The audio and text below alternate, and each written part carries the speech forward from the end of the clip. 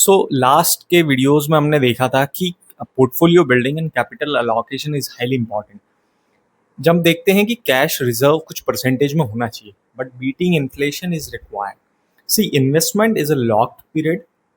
Investment is a thing which is locked for some time, and you have to keep your cash or liquid to invest whenever the market falls. तो जब market अगर गिरता है तो आपके पास कुछ पैसा होना चाहिए to invest. Second thing, the cash is always required, like in an emergency or any kind of work you need. Second thing, investment depends on the economy. If economy fails, your investment, आपका सालों तक investment वहीं का वहीं भी रह सकता है। That's in such cases you need your cash. So cash कह सकते हैं कैश को प्रिजर्व करना एंड लिटिल बिट ग्रोथ के लिए कैश मैनेजमेंट कैसे करें, आज ये वीडियो पूरा उस पर फोकस्ड है। मोस्टली हम जो रिटेल इन्वेस्टर्स है, we are influenced by the many people, और हम रिस्की एसेट्स में इन्वेस्टमेंट करके बैठे हैं। 2024 से अभी आप देख ही रहे होंगे what is the return you are getting in investment. So in between अगर आपने अपना कैश मैनेजमेंट अच्छे से किया किया होता या कैश रिजर्व किया होता, तो how you are beating it and what, क्या क्या हमारे पास ऑप्शंस हैं to beat the inflation, as well as हमारा जो कैपिटल है, जो कैश है, उसको प्रोटेक्ट करके कैसे रखें। सो आई सपोज कि आप 30% of your entire portfolio it means क्या आपके पास अमाउंट है टोटल इन्वेस्टमेंट के लिए, तो 30% आप इसके अंदर से इन्वेस्ट कर रहे हैं या रख रहे हैं कैश या fixed asset income. Fixed asset income क्या होता है? जिसमें गारंटीड रिटर्न होता है कि हम 7% देंगे, 8% देंगे। The suitable example is bank fixed deposit. It is very easy to understand. अब bank fixed deposit is the not only way, हम लोगों को समझना चाहिए। सी, मैं स्टार्ट करता हूँ धीरे धीरे। पहला आपका होना चाहिए emergency fund. You keep it as a fixed deposit. Fix deposit नहीं होता है तो बेस्ट है लिंक फिक्स डिपॉजिट करो, ताकि फिक्स डिपॉजिट में आपका एक टर्म फिक्स होता है। अगर बीच में ब्रेक करते हैं तो वी हैव टू पे सम पेनल्टी। बट इसके अंदर क्या है, आपको बेनिफिट मिलता है कि it is link with your saving accounts. Whenever you required you can easily take it out without any penalty. तो लिंक्ड फिक्स डिपॉजिट कीजिए आप, परमानेंट फिक्स डिपॉजिट मत करो। लिंक फिक्स डिपॉजिट भी 1 ईयर 2 ईयर ऐसे होता है। Second option आता है जो आपका इमरजेंसी फंड के बाद होता है। अगेन 10 to 15% का आपका 50% का आपका portfolio should be in a bank fixed deposits. उसमें भी ऑप्शंस हैं। You can put in small finance bank, जिसमें आपको 7 to 8% रिटर्न टारगेट। अब आप टारगेट करो 7% की अबाउ, बिकॉज इन्फ्लेशन को तो मेंटेन करें, कैपिटल प्रोटेक्ट करना बहुत ज़रूरी है। तो 7% इन अबाउ की फिक्स डिपॉजिट टारगेट करो। अगर आपका बैंक के अकाउंट में वो फिक्स डिपॉजिट का रिटर्न नहीं मिल रहा है, तो find out some small finance bank, private banks, और एक ही जगह सारा पैसा मत लगाओ। डीजीसीआई से आपका 5 लाख रुपीज तक इंश्योर्ड है पर बैंक, तो you can do it multiple. अब तो एप्स आ गए like Stable Money and all, मैं प्रमोट नहीं कर रहा हूँ, आप check it out and find out जो आपको ईजी लगता है। विदाउट सेविंग अकाउंट भी आप फिक्स डिपॉजिट अब क्रिएट कर सकते हो। फाइंड आउट कि आप 8% से ज़्यादा उस पर लालची ना बने। फिक्स डिपॉजिट 8 से ज़्यादा नहीं होना चाहिए, that is safe. Safer side में हमने ये पैसा अपना 50% you put down.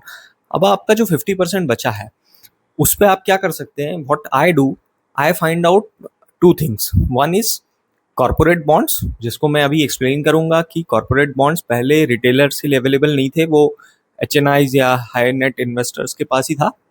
But now retailers also has investment opportunity, और वो कम अमाउंट में भी आप उसको कॉर्पोरेट बॉन्ड्स कर सकते हो। कॉर्पोरेट बॉन्ड्स क्या होते हैं? जो बड़ी कंपनीज हैं वो rather taking loan from the bank, वो रिटेलर से या जो भी पैसा दे सकता है उससे वो पैसा ले लेती है। कुछ प्लेटफॉर्म्स होते हैं जो आपको इंटरकनेक्ट करते हैं पैसा देने वाले को, पैसा लेने वाले को। इसमें बेनिफिट क्या है? बैंक से जब वो लेगा तो जो बीच का मार्जिन जो बैंक रिक्वायर्ड होता है वो कहीं आपको बेनिफिट कर सकता है। तो जनरली कॉर्पोरेट बॉन्ड्स जो होते हैं उनमें 10% तक का आपको सेफ रिटर्न मिल जाता है, 9 to 10%। सी, मेरा कहना ये नहीं है 13% के भी कॉर्पोरेट बॉन्ड्स है, but we should not go for there, क्योंकि हमारा ये कैपिटल प्रोटेक्शन वाला सेक्शन है। इसके अंदर ही अगर 12% ही रिटर्न देना है तो हम rather will take in a equity या शेयर मार्केट। अब कॉर्पोरेट बॉन्ड्स कैसे चुने, वो उसके ऊपर 2-3 प्लेटफॉर्म्स है। आई एम यूजिंग विंटवेल, तो मैं आपको वो बताऊंगा। ये तो हो गया सेकंड। अब इसका 50% में से जो बचे हुए 50% में से 25% आप कॉर्पोरेट बॉन्ड्स में, अगर आपको समझ में आता है तो कर सकते हैं, otherwise very easy. Mutual funds होते हैं कुछ जो कॉर्पोरेट बॉन्ड्स में या अलग अलग टाइप के बॉन्ड्स में पैसा करते हैं। वेल डाइवर्सिफाइड होता है पोर्टफोलियो, बिल्डिंग का मेन मकसद ही हमारा डाइवर्सिफिकेशन होता है। तो चूज गुड म्यूचुअल फंड्स। बहुत ज़्यादा पास रिटर्न मत देखिए, देखिए आप उसका कंसिस्टेंसी कितना है। ओवरऑल 10 ईयर के पीरियड्स में, 9 ईयर के पीरियड्स में आपको मिनिमम 8% के आसपास अगर कोई म्यूचुअल फंड रिटर्न दे रहा है, इट्स गुड। क्योंकि एनी टाइम एक्सेसिबल आपका अमाउंट होता है, ऑलमोस्ट फिक्स रिटर्न होता है। तो इसमें मैं स्पेसिफिकली मीडियम टर्म बॉन्ड्स में या मीडियम टर्म के म्यूचुअल फंड्स में डालता हूँ। दूसरा एक क्रेडिट रिस्क फंड भी होता है, उसके अंदर भी एक स्मॉल अमाउंट डालता हूँ जो मुझे 9 to 10% का यील्ड निकाल के देता है yearly. So it's very good to understand कि investing is not the only option. Like stock market investing is not the only option. Capital protection बहुत जरूरी है, पैसा आपको बचा के रखना जरूरी है।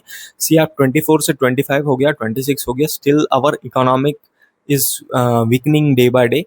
पैसा नहीं बन पा रहा है इन्वेस्टमेंट में, you have to learn a lot. दूसरा, अभी क्या क्राइसिस आने वाला है ये समझ सकते हैं हम लोग, क्योंकि पूरा इकोनॉमी हमारी क्रूड ऑयल पे डिपेंडेंट है और क्रूड ऑयल ही मुश्किल हो रहा है। So let's change it. अब हम समझते हैं कि विंड वेल्थ पे हम कैसे बॉन्ड्स को सिलेक्ट कर सकते हैं, what should be the criteria. It's good to go. I have already logged in. Wint Wealth में there is a section bonds, so I will select as a bond. आपको log in ID डी सब create करना होगा। मैं अपना खुद का इन्वेस्टमेंट करता हूँ, that's why I have a account here. SEBI registered है, प्रॉपर सिक्योर्ड है, तो इट्स नॉट एन इशू।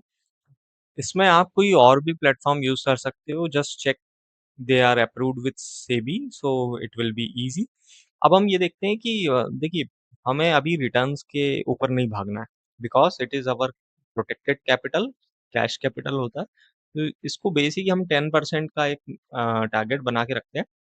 सी, मेरा ये मानना है कि निफ्टी में अगर 12% का रिटर्न है सालाना, और यहाँ पे हमें 10% का रिटर्न मिल रहा है, तो इट्स मच बेटर, क्योंकि यहाँ पे एक फिक्स रिटर्न है, रिस्क बहुत ही कम हो जाती है एज कम्पेयर टू निफ्टी।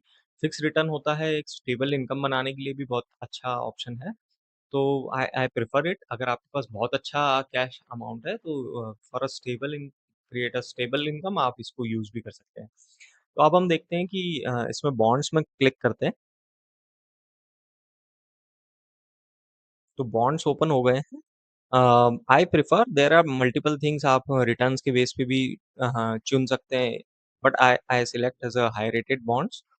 जब हाई रेटेड बॉन्ड्स हम देखते हैं, it means there are credit scoring, इनको क्रिसिल या अदर एजेंसी स्कोरिंग देती है कि how were they in their past, इन्होंने जो लोन लिया है उस लोन को ये कितना पे कर पाए हैं, अगर ये कितना डिले तो नहीं किया इन्होंने इंटरेस्ट पे करने में। ऑन दिस बेसिस ये हाई रेटेड होते हैं। ए बिलो ए जो है कैटेगरी, उससे नीचे मैं प्रेफर नहीं करता, बिकॉज सी कॉर्पोरेट कंपनीज का पूरा अगर स्टडीज ही करना है तो आई विल प्रेफर स्टॉक्स, तो उसको मैं स्टडी नहीं करूंगा, इसलिए I prefer A and more than A rated bonds only. तो आप इसके अंदर देख सकते हैं कि इवन ए में you can see yield to maturity 11% बता रहा है। 11% to 10% आप यहाँ पे इजीली अर्न कर सकते हैं, इट्स वेरी नाइस। सी कुछ में आप ए माइनस आप जैसे ही देखते हैं तो you can see yield to maturity is 11.25%।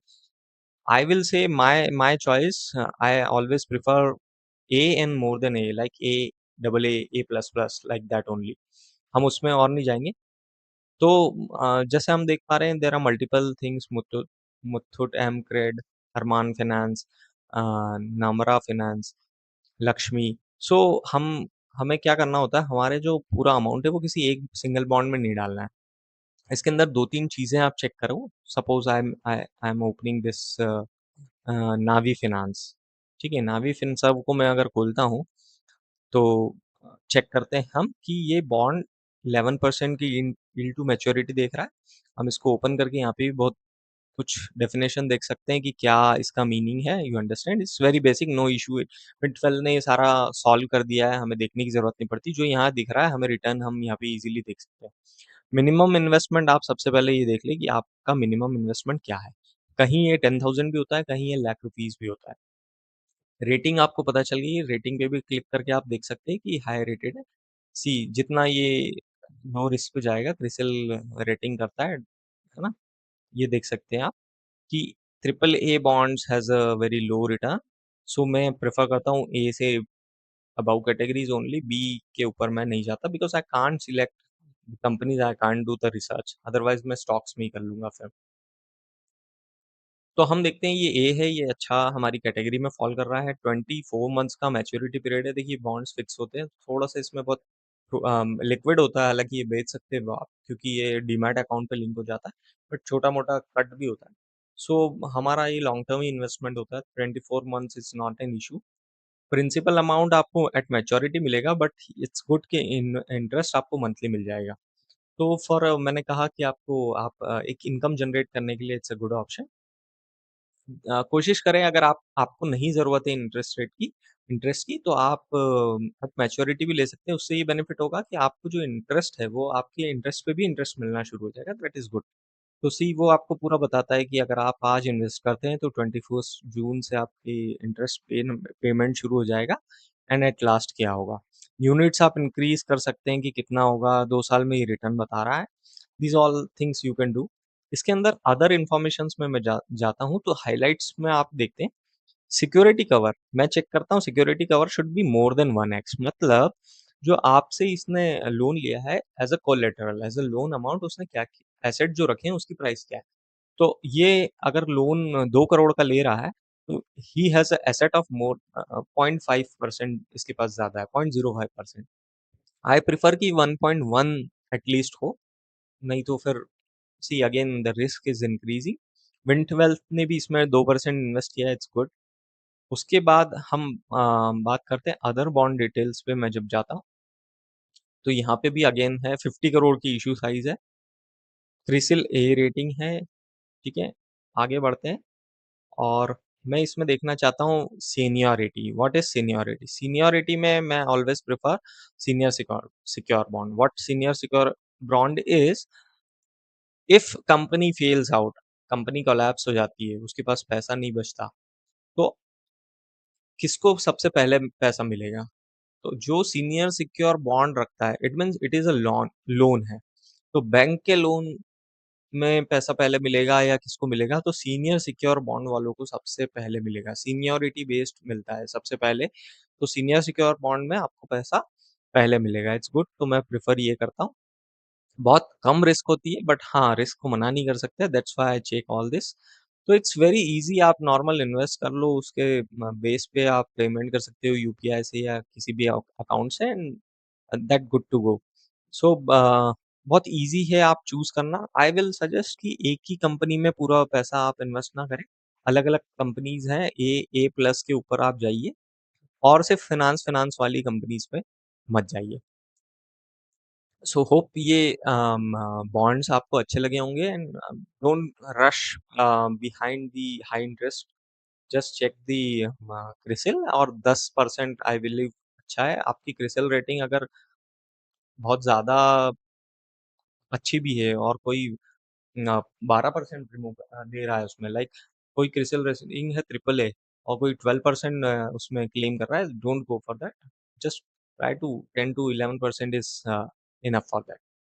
अब हम चेक करते हैं कि कैसे हम म्यूचुअल फंड्स को, अगर हमें नहीं करना इतनी प्रोसेस, हमें नहीं कॉर्पोरेट बॉन्ड सेलेक्ट करना, हमें डर लगता है, तो let's move to the understand कैसे वो हम म्यूचुअल फंड में इन्वेस्ट कर सकते हैं। सो गाइज अब बात करते हैं म्यूचुअल फंड के थ्रू डेब्ट या लिक्विड फंड्स बना के रखने का, कैश को प्रिजर्व करने का। सो सी मैं एक इमेज भी यहाँ पे डाल रहा हूँ, so you can correlate it with, check करना। सी अगर आपको बहुत शॉर्ट टर्म के लिए मनी पार्क करनी है बैंक में, चूंकि फिक्स डिपॉजिट करना पड़ता है तो एक ड्यूरेशन हो जाता है, तो मनी मार्केट फंड और ओवरनाइट फंड या लिक्विड फंड जैसे म्यूचुअल फंड्स इजीलिए बहुत छोटा एक्सपेंस रेशियो होता है, कोई लॉक इन पीरियड नहीं होता, तो you can earn between 5 to 6% easily. तो बेटर देन सेविंग अकाउंट्स। ये तब कर सकते हैं आप जब आपके पास कोई कैश आया है, आप वेट कर रहे हैं कुछ अच्छे मूवमेंट का कि कोई मार्केट में डिप मिल जाए, या मैं कोई प्लान कर रहा हूँ कहीं मुझे इन्वेस्ट करना है, उससे पहले का ये बहुत अच्छा ट्रांजिशन पीरियड के लिए आप इसको यूज़ कर सकते हैं। तो मैंने कुछ कोई मैंने फंड स्पेसिफिक नहीं लिस्ट किया, आप उसके अंदर अपनी चॉइस के हिसाब से कर सकते हैं। मैं चाहूँगा कि मैं म्यूचुअल फंड्स को सिलेक्ट करने के क्राइटेरियाज़ के ऊपर भी कोई एक वीडियो बना लूँ। सेकंड, अगर आपको थोड़ा-सा मनी पार्क करनी है फॉर सेफर साइड, जो हम कह रहे थे, इन्फ्लेशन को एटलीस्ट एडजस्ट कर सके, मनी प्रोटेक्ट कर ले, तो उसके लिए अगला आता है शॉर्ट ड्यूरेशन फंड और मीडियम टर्म फंड्स। तो ये सीनियर बॉन्ड्स होते हैं, सीनियर सिक्योर बॉन्ड्स होते हैं, हाई रेटेड बॉन्ड्स होते हैं। म्यूचुअल फंड मतलब मैनेजर्स मल्टीपल बॉन्ड्स में, लाइक गवर्नमेंट बॉन्ड से लेके कॉर्पोरेट बॉन्ड्स को सिलेक्ट करके मल्टीपल एरियाज में आपका पैसा डालते हैं, विच इज़ सिक्योर्ड।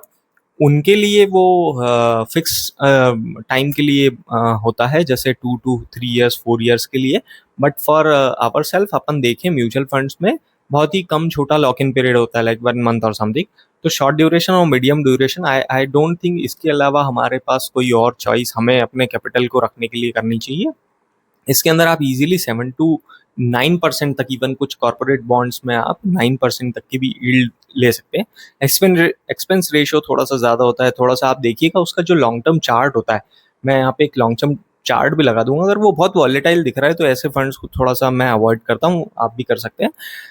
तो चूज वाइजली हम कैसे फंड्स, अपना जो कैपिटल है, कैश कैपिटल है, उसको कैसे प्रोटेक्ट कर सकते हैं, ग्रो भी कर सकते हैं विदाउट टेकिंग मच रिस्क। तो होप आपको ये वीडियो अच्छा लगा होगा, अंडरस्टैंड इट। मैं डेफिनेटली, ये बहुत बेसिक वीडियो है अभी आज का।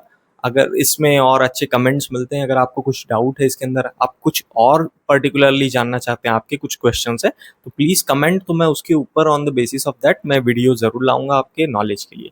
Thank you guys.